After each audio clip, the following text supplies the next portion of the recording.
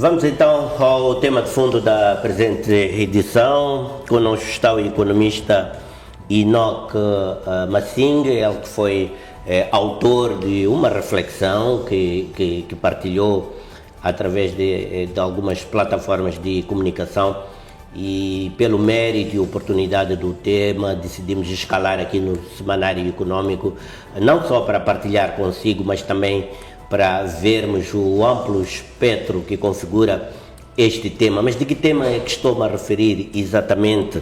Estou a falar daquilo que na literacia econômica se designa de rent seeking, que é basicamente a busca de renda para fins de negócio, uma realidade que, segundo o autor, é uma realidade que está presente na interação entre o setor privado e o setor público, e que constitui também uma característica do nosso tecido empresarial, ou da maioria do nosso tecido empresarial. Mas quem está melhor colocado para se referir a este tema é o próprio Enoque Massing. Boa noite, bem-vindo aqui ao Semanário Econômico, e agradeço-lhe, antes de mais, pela disponibilidade de vir aqui esmiuçar algo que já foi objeto da sua reflexão teórica e empírica. O seu artigo, a sua reflexão, portanto, sugere que uma parte do sucesso empresarial em Moçambique continua mais associada ao acesso privilegiado aos centros de decisão e menos da sua capacidade de inovação e produção. A questão que lhe coloco para começar é: estamos perante uma falha de mercado, uma falha institucional, ou então uma consequência natural da evolução histórica da própria economia moçambicana? Certo, muito obrigado. Em primeiro lugar, ao Carlos e ao Econômico. Tem sido uma plataforma amplamente difundida sobre literacia econômica e inteligência econômica. Certo, Carlos? Bom, isso tem a ver com a dinâmica da própria história do país, história econômica, história política do país, desde a independência do país, nos anos 75 até cá. Depois passamos pela economia centralmente planificada, depois para a economia do mercado. O que acontece? O Estado, desde esse período que venho explicando, tem sido o maior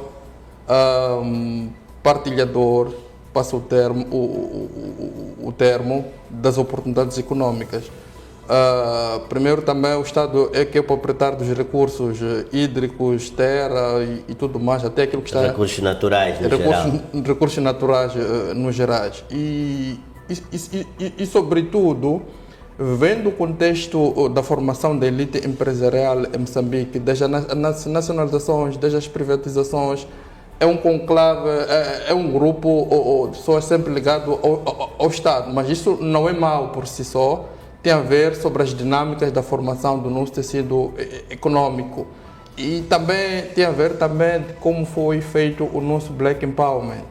Saímos depois da independência, não existia uma elite negra com uma pujança econômica ou com histórico empresarial, porque o país passava de uma independência para um país independente. Claramente foi no sentido em que foi feito a distribuição das riquezas, as nacionalizações, as privatizações, e o Estado por si só, respondendo já a sua pergunta em concreto, é um erro, não é uma falha do mercado no sentido neoclássico de assimetria de informação, de barreiras de entrada no setor, mas tem a ver em como é que as riquezas se distribuem no país. Diria que é uma falha institucional. Bem, envolvido este tema, este tempo, queria dizer, já lá vão mais de 50 anos, e mesmo o processo de liberalização da economia já tem mais de 35 anos, mais ou menos. Não era a altura de essa situação ter sido ultrapassada, ou historicamente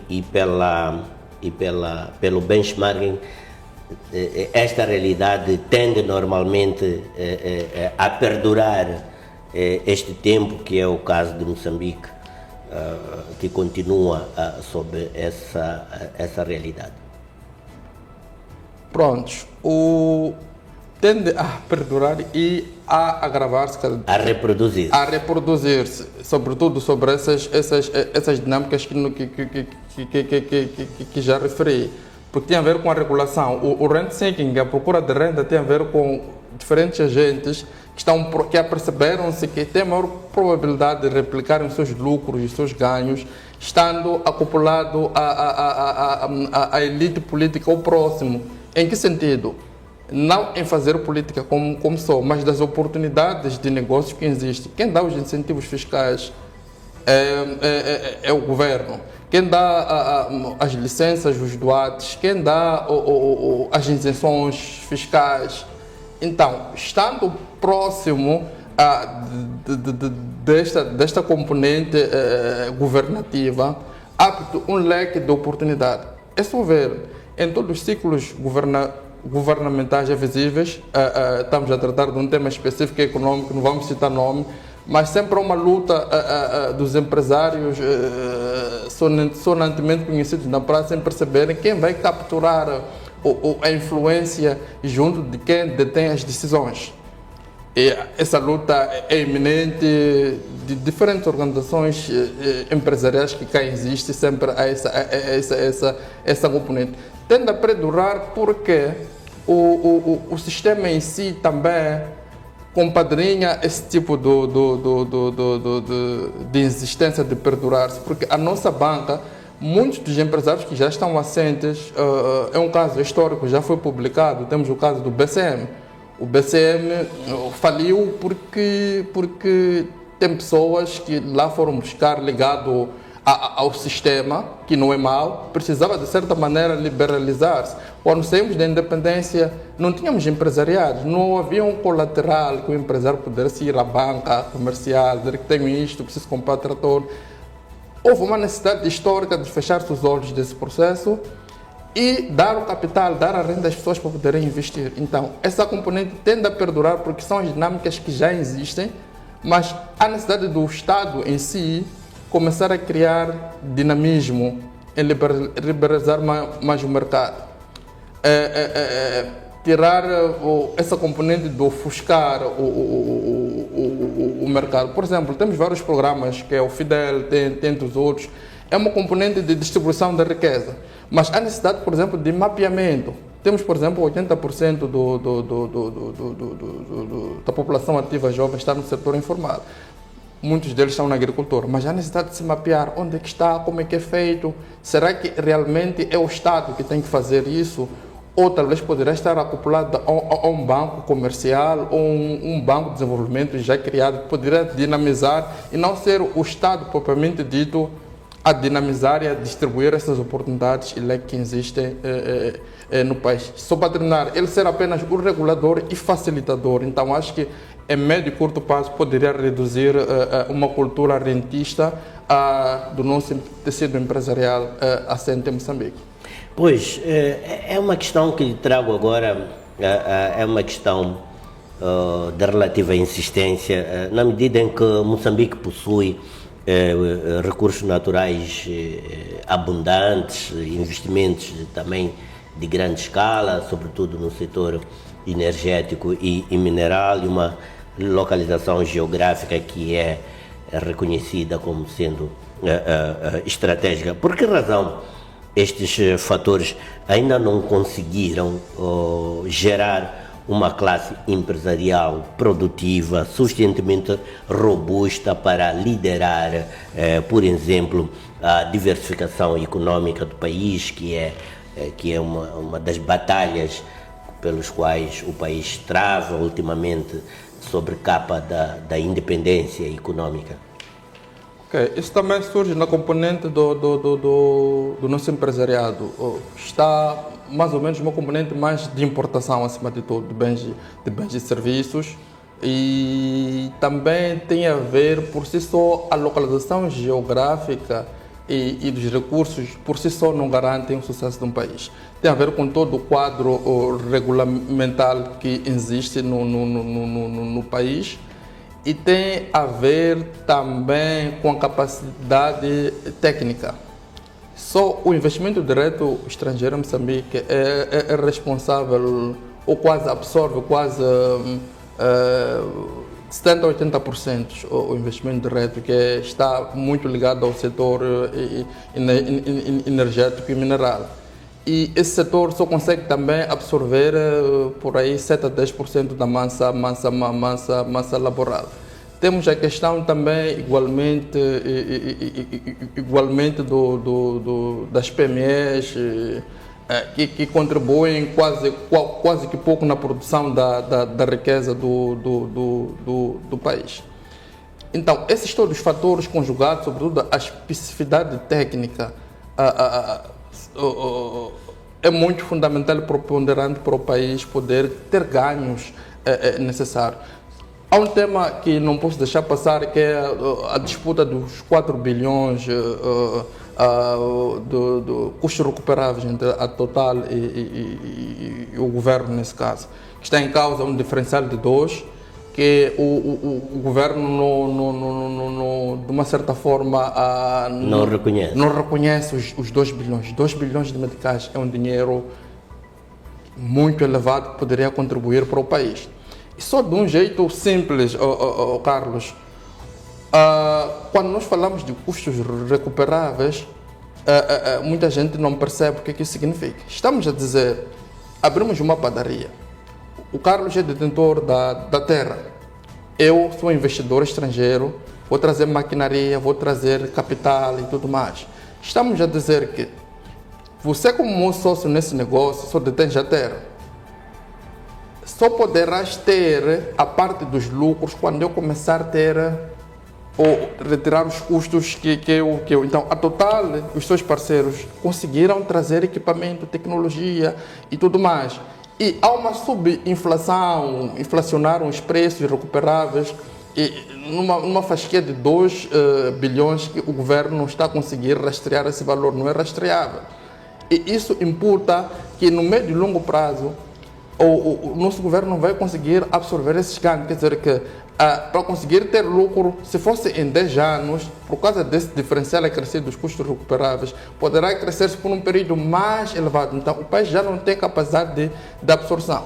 Segundo, pela legislação já vigente, parece que estamos a nos focar mais nos megaprojetos, mas é o que poderá dar mais ganhos ao país, por causa do volume do negócio, que nos próximos 30 ou mais anos estima-se que sejam por aí 30 bilhões ou mais.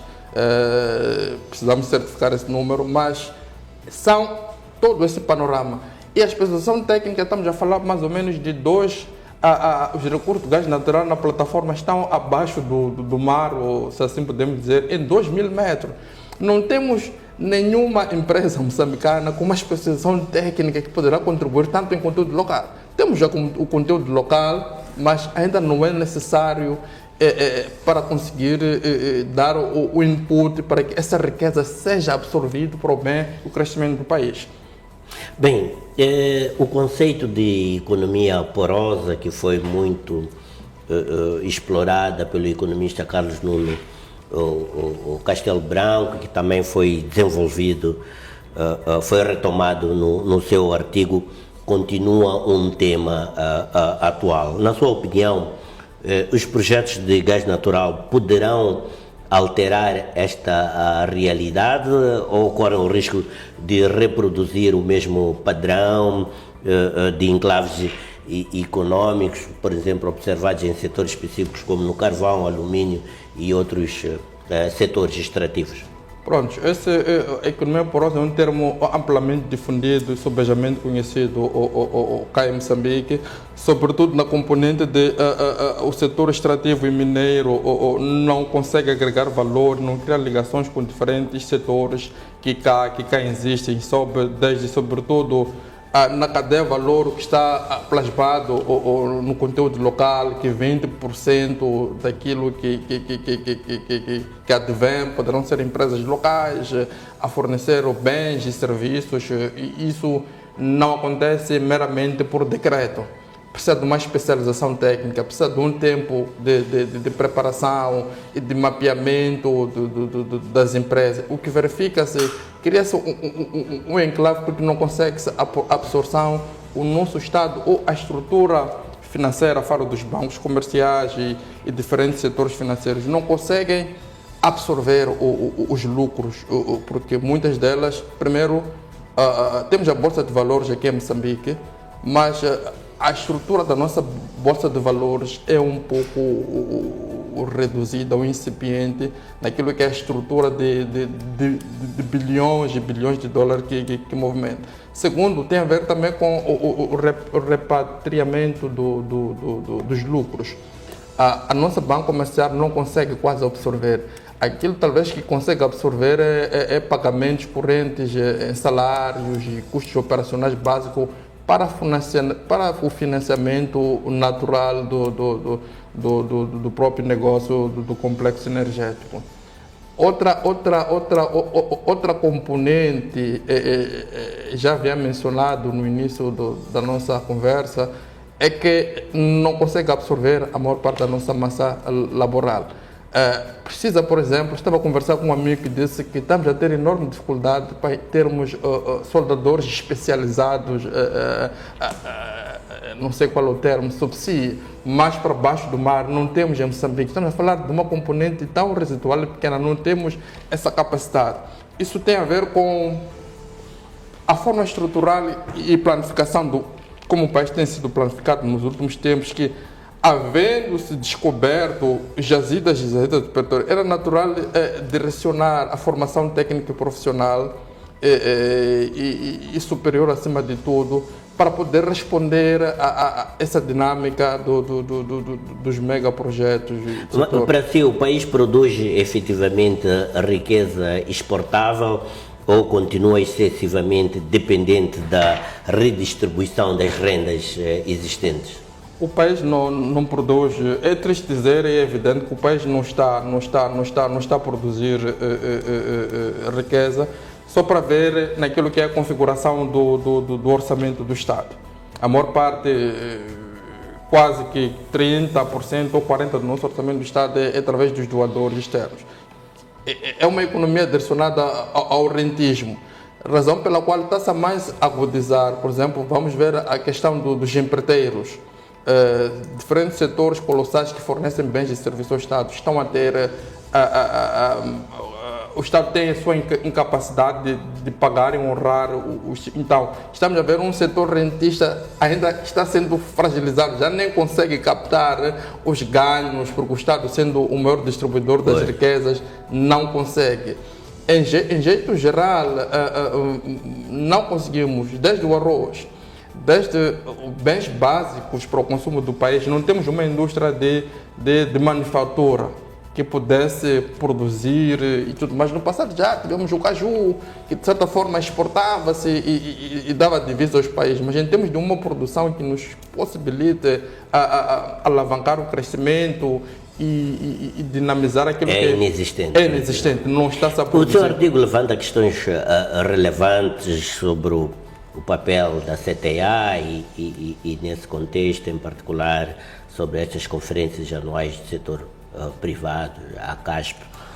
Considera que estas plataformas continuam a ser instrumentos efetivos da transformação econômica ou correm o risco de se tornar espaços de gestão de expectativas sem impacto significativo sobre os problemas estruturais que afetam o tecido empresarial moçambicano? Primeiro, acho que há que destacar o papel do CTA, tem desempenhado um papel muito importante ao nível como ator relevante de diálogo, de maior representatividade com o governo, tem sido um ator. Mas naquilo que de forma estrutural há uma tendência ou indícios de uma CTA cooptada pelos interesses empresariais. Primeiro tinha que ver para os grandes eventos, quem que patrocina a CTA? É um questionamento que estou a fazer. Quem que patrocina? A estrutura do funcionamento do próprio CTA, será que consegue responder às suas necessidades dinâmicas. Então, não tendo essas todas as respostas, quem financia a CTA, será que os membros e associados conseguem? Ou talvez é uma prancha de certas empresas, e quem financia a CASP, será que as subscrições das empresas correspondem? Ou sempre há parceiros do setor energético e bancário? Isso tudo leva-se, o que é que se discute na CTA? Quem financia um evento, a pauta do diálogo do setor privado, há quem influencia o que deve ser discutido, qual é o lobby que tem que ser feito regulamentar para que seja aprovado. Então, essas todas as componentes cooptam o próprio funcionamento e a captura dos interesses e a representatividade da CTA, sendo que a maior parte dos associados estão estritamente na região sul. Muitas das empresas, daquilo que é o mapeamento, 30% das empresas formais, robustas, dos seus associados, 30% estão cá em Maputo. Só para não ser monótono, isso limita. Apesar de ser um ator relevante, mas nesse aspecto tem sido um ator de sanchela das decisões dos executivos e de um coapadrinhamento mútuo de andamento entre o governo. Mas há necessidade de se romper. Lembras quando da existência da OSEID?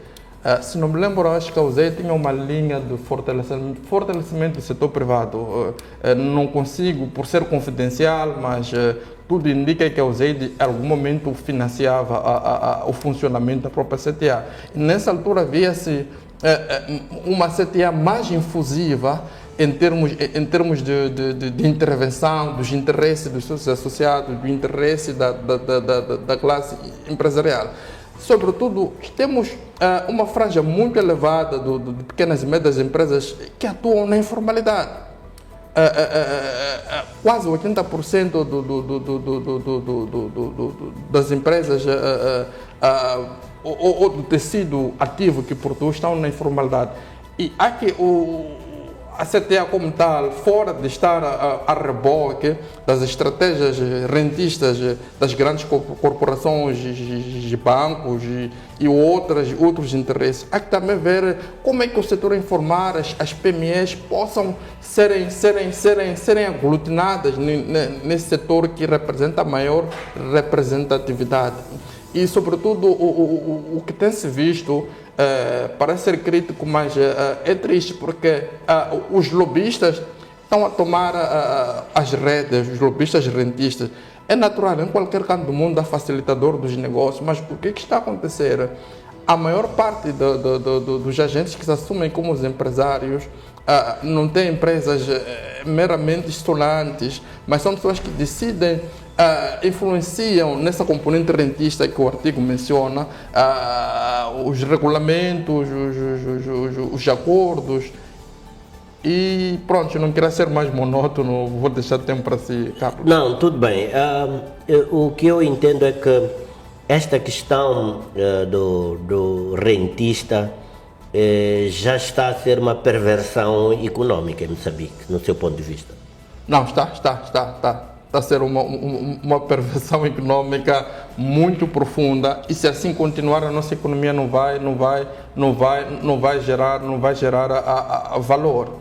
E sobretudo é uma componente mais rentista que a problemática das divisas tem mais ou menos a maior pressão da parte de quem gera a política monetária, porque a maior parte da nossa estrutura econômica, que é rentista, está mais virada às importações. Por mais que o país tenha reservas suficientes em termos de divisas, não pode aguentar essa elevada estrutura da nossa economia afunilada para a componente das importações que não geram divisas, porque para o país também absorver as divisas é necessário que o nosso empresariado produza e exporta. Produza e exporta. Então, essa componente então, estamos a ter um Banco Central que gera essa política, sobretudo, numa pressão, numa camisa de força que já está, mas no limite, praticamente. Se tivesse que identificar uma única reforma transformadora, capaz de alterar a trajetória do setor privado moçambicano, vamos lá dizer, num horizonte de 10 anos, qual seria, entre o acesso ao financiamento, reforma institucional, política industrial, conteúdo local, capacitação empresarial ou uma outra prioridade? Acho que estamos num caminho já bem andado.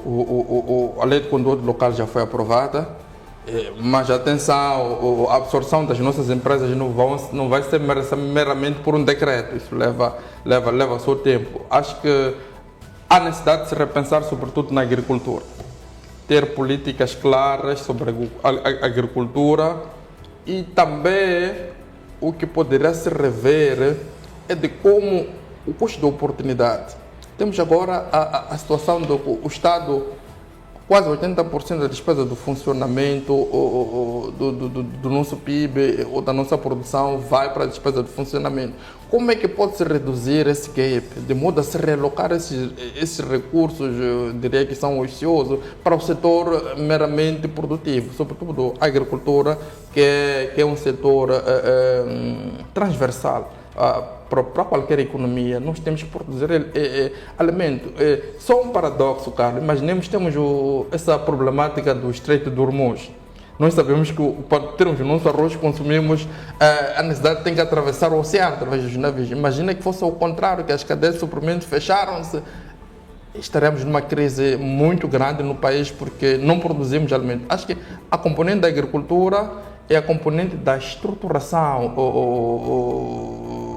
institucional, da alocação dos recursos. A componente da terra também tem que ser liberalizada, e também a componente o setor informal. Tem que se criar mecanismos. São vários os problemas que tendem a ser atacados de uma só forma. E nós, mas assim, muito obrigado por estar no Semanário Econômico e até uma próxima oportunidade. Muito obrigado, Carlos. Estivemos assim com o nosso tema de fundo. Hoje estivemos a trazer um tema que é subjacente àquilo que é a estrutura do nosso setor empresarial, e conforme o nosso convidado procurou nos elucidar, temos uma realidade rentista e não produtiva no setor produtivo, o que acaba por criar perversões econômicas, inibindo um crescimento e uma expansão do nosso tecido empresarial, impedindo que Moçambique, na verdade, possa almejar patamares mais ambiciosos do ponto de vista do seu posicionamento na estrutura da economia regional e, eventualmente, continental, aproveitando as oportunidades que, neste momento, estão ao alcance do país, caso esta realidade não fosse tão determinante conforme procurou aqui explicar e detalhar o nosso convidado, o economista Enoque Massingue. Vamos agora para uma breve pausa, retomamos a nossa escalada informativa logo a seguir, portanto não saia daí, até já. Você está com o Semanário Econômico.